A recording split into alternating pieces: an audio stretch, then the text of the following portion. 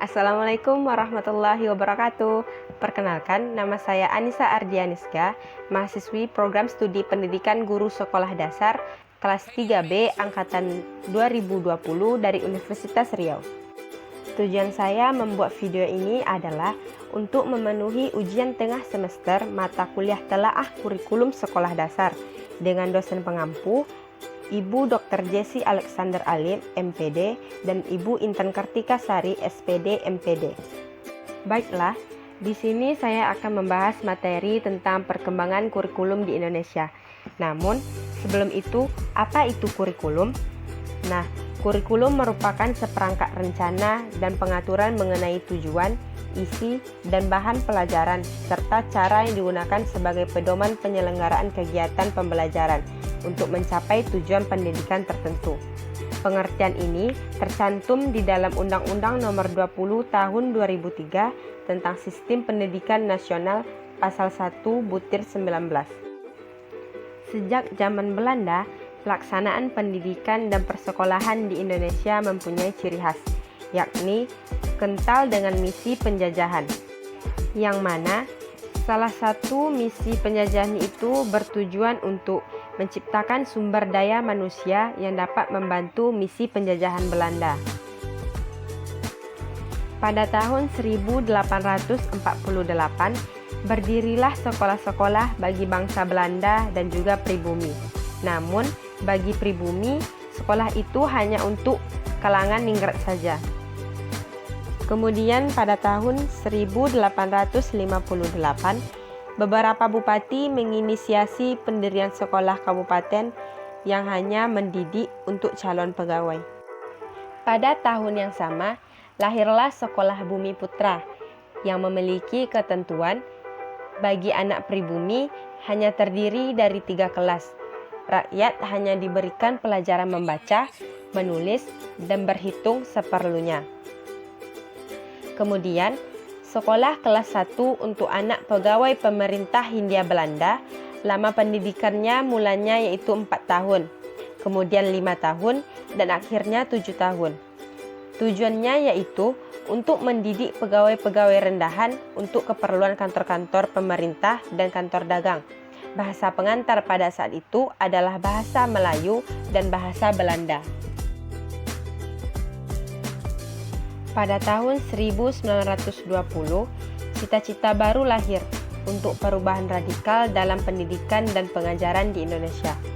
Dan pada 3 Juli 1922, lahirlah Lembaga Pendidikan Taman Siswa Yogyakarta yang didirikan oleh Ki Hajar Dewantara. Taman Siswa sebagai sebuah gerbang emas kemerdekaan dan kebebasan kebudayaan bangsa. Taman Siswa ada sebagai jiwa rakyat untuk merdeka dan bebas. Anak-anak dari semua kalangan baik ningrat maupun rakyat biasa bisa bersekolah di Taman Siswa. Sekolah Taman Siswa memiliki sebuah semboyan, yaitu Ing Ngarsa Sung Tulada, Ing Madya Mangunkarsa, Tut Wuri Handayani. Semboyan ini berarti di depan memberi contoh, di tengah membangun semangat, dan di belakang memberi dorongan. Prinsip ini berlaku bagi pamong atau guru dan juga siswa. Kemudian, ketika Jepang masuk ke Indonesia, semua sekolah-sekolah rendah yang bermacam-macam tingkatannya dihilangkan dan tinggallah sekolah rendah untuk bangsa Indonesia, yaitu sekolah rakyat atau yang disebut juga dengan Kokumin Gakko. Jenis pendidikan ini kurang memperhatikan isinya. Anak didik pada waktu itu harus membantu Jepang dalam peperangan, sehingga anak-anak pribumi harus mengikuti latihan militer di sekolah. Pelajaran olahraga sangat penting, oleh karena itu, anak didik disuruh mengumpulkan batu kerikil dan pasir untuk pertahanan. Kemudian, anak didik juga disuruh menanam pohon jarak untuk membuat minyak demi kepentingan perang. Selanjutnya, pelajaran berbau Belanda dihilangkan dan bahasa Indonesia digunakan sebagai bahasa pengantar. Setelah Indonesia merdeka, kurikulum pertama bernama Kurikulum 1947 atau Rencana Pelajaran 1947. Kurikulum ini dilaksanakan pada tahun 1950. Rencana Pelajaran 1947 bisa dikatakan sebagai pengganti sistem pendidikan kolonial Belanda di Indonesia. Karena suasana kehidupan berbangsa saat itu masih dalam semangat juang merebut kemerdekaan, maka pendidikan lebih menekankan pada pembentukan karakter manusia Indonesia yang merdeka, berdaulat, dan sejajar dengan bangsa lain di muka bumi ini.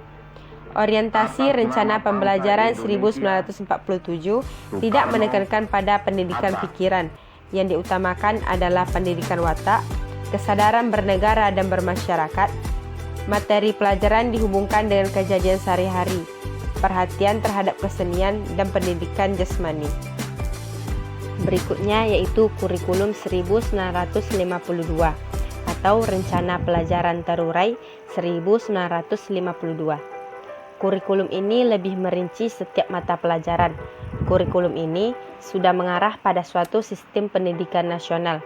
Yang paling menonjol dan sekaligus ciri dari kurikulum 1952 ini bahwa setiap rencana pelajaran harus memperhatikan isi pelajaran yang dihubungkan dengan kehidupan sehari-hari. Silabus mata pelajarannya menunjukkan secara jelas bahwa seorang guru mengajar satu mata pelajaran. Namun, kekurangan kurikulum 1952 ini masih kurangnya tenaga pengajar yang tidak didukung dengan fasilitas yang memadai.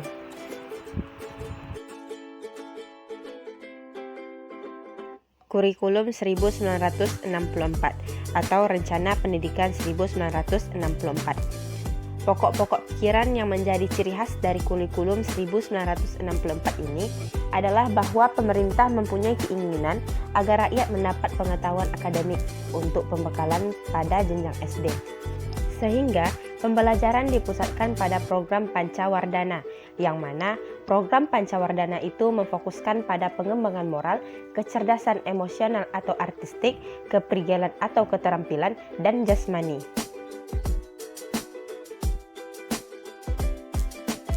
Selanjutnya yaitu kurikulum 1968.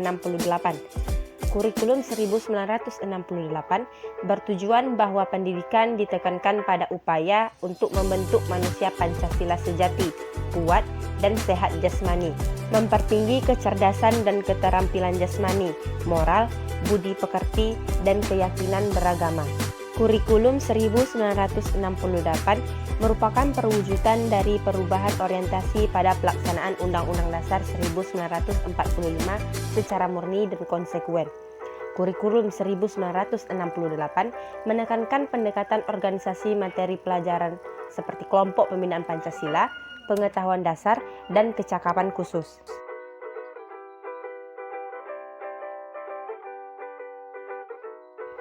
Muatan materi pelajaran pada kurikulum 1968 bersifat teoritis, tidak mengaitkan dengan permasalahan faktual di lapangan. Isi pendidikan diarahkan pada kegiatan mempertinggi kecerdasan dan keterampilan, serta mengembangkan fisik yang sehat dan kuat. Kurikulum 1975. Kurikulum 1975 menekankan pada tujuan agar pendidikan lebih efektif dan efisien. Kurikulum 1975 menganut pendekatan integratif yang memiliki arti bahwa setiap pelajaran memiliki arti dalam peranan yang menunjang kepada tercapainya tujuan-tujuan yang lebih integratif. Selain itu, kurikulum 1975 juga menganut pendekatan sistem instruksional yang dikenal dengan prosedur pengembangan sistem instruksional atau PPSI. Sistem yang senantiasa mengarah kepada tercapainya tujuan yang spesifik, dapat diukur dan dirumuskan dalam bentuk tingkah laku siswa. Namun, kurikulum 1975 banyak dikritik karena guru dibuat sibuk menulis rincian apa yang akan dicapai dari setiap kegiatan pembelajaran. Selanjutnya, kurikulum 1984 atau kurikulum 1975 yang disempurnakan. Kurikulum ini mengusung proses skill approach. Posisi siswa ditempatkan sebagai subjek belajar. Model ini disebut cara belajar siswa aktif atau CBSA. Sayangnya, banyak sekolah yang kurang mampu menafsirkan CBSA, sehingga yang terlihat adalah suasana gaduh di ruang kelas lantaran siswa berdiskusi. Di sana-sini ada tempelan gambar, dan yang menyolok adalah guru tak lagi mengajar model berceramah. Berikutnya kurikulum 1994 dan suplemen kurikulum 1999. Merupakan hasil upaya untuk memadukan kurikulum 1975 dan 1984. Sayangnya, perpaduan antara tujuan dan proses belum berhasil, sehingga banyak kritik berdatangan disebabkan oleh beban belajar siswa dinilai terlalu berat dari muatan nasional sampai muatan lokal. Materi muatan lokal disesuaikan dengan kebutuhan daerah masing-masing, misalnya bahasa daerah, kesenian, keterampilan daerah, dan lain-lain. Akhirnya, kurikulum 1994 menjelma menjadi kurikulum super padat. Kejatuhan rezim Soeharto pada 1998 diikuti kehadiran suplemen kurikulum 1999, tetapi perubahannya lebih pada menambal sejumlah materi pelajaran saja. Cara berpikir pada abad 21 yang terpenting adalah inovasi. Inovasi ini adalah menciptakan sesuatu yang baru dan bernilai hasil guna. Yang diwujudkan dengan kreativitas, maka akan menghasilkan sebuah produk. Kurikulum 2004 atau dikenal juga dengan kurikulum berbasis kompetensi atau KBK. Kurikulum yang dulunya adalah berbasis isi, namun pada KBK diganti dengan kurikulum berbasis kompetensi, berupa pengetahuan, keterampilan, dan sikap, yang tujuannya adalah menjadikan siswa itu bukan hanya tahu, tetapi juga terampil. KBK memiliki ciri-ciri sebagai berikut. Yang pertama, menekankan pada ketercapaian kompetensi siswa baik secara individual maupun klasikal. Yang kedua, berorientasi pada hasil belajar atau learning outcomes dan keberagaman. Yang ketiga, kegiatan pembelajaran menggunakan pendekatan dan metode yang bervariasi. Sumber belajar bukan hanya guru, tetapi juga sumber belajar lainnya yang memenuhi unsur edukatif. Yang keempat, penilaian menekankan pada proses dan hasil belajar dalam upaya penguasaan atau pencapaian suatu kompetensi. Yang kelima, struktur kompetensi dasar KBK ini dirinci dalam komponen aspek kelas dan semester. Kemudian yang terakhir, keterampilan dan pengetahuan dalam setiap mata pelajaran disusun dan dibagi menurut aspek dari mata pelajaran tersebut. Kurikulum 2006 atau disebut juga dengan kurikulum tingkat satuan pendidikan atau KTSP. KTSP terbentuk karena adanya konsep terkait dengan desentralisasi pendidikan. Pada kurikulum ini, pemerintah pusat menetapkan standar kompetensi dan kompetensi dasar. Sedangkan sekolah dalam hal ini, guru dituntut untuk mampu mengembangkan dalam bentuk silabus dan penilaiannya sesuai dengan kondisi sekolah dan daerahnya. Kurikulum 2013. Kurikulum 2013 merupakan lanjutan dari KTSP dengan mencakup kompetensi sikap, pengetahuan, dan keterampilan secara terpadu. Namun, sikap dan perilaku adalah aspek penilaian yang teramat penting. Ada 4 aspek penilaian dalam kurikulum 2013, yaitu keterampilan, pengetahuan, sosial, dan spiritual. Pada materi pembelajaran kurikulum 2013, ada materi yang dirampingkan dan materi yang ditambahkan. Pembelajaran di tingkat sekolah dasar disajikan menggunakan pendekatan tematik integraf, yang mana semua mata pelajarannya dipadukan dalam satu buku yang dinamakan buku tematik. Tema utama K13 adalah menghasilkan insan Indonesia yang produktif, kreatif, inovatif, afektif melalui pengamatan sikap, keterampilan, dan pengetahuan yang terintegrasi. Untuk mewujudkan hal tersebut, guru dituntut secara profesional merancang pembelajaran secara efektif dan bermakna, mengorganisir pembelajaran, memilih pendekatan pembelajaran yang tepat, menentukan prosedur pembelajaran dan pembentukan kompetensi secara efektif, serta menetapkan kriteria keberhasilan. Kurikulum Merdeka Belajar atau Kampus Merdeka. Kampus Merdeka Belajar merupakan suatu gagasan dari Bapak Nadiem Makarim. Adapun tujuan pelaksanaannya yaitu untuk mengasah hard skill dan soft skill mahasiswa, di mana setelah mahasiswa lulus kuliah nanti tidak hanya punya ijazah saja, tetapi juga punya skill yang diperlukan untuk dunia kerja.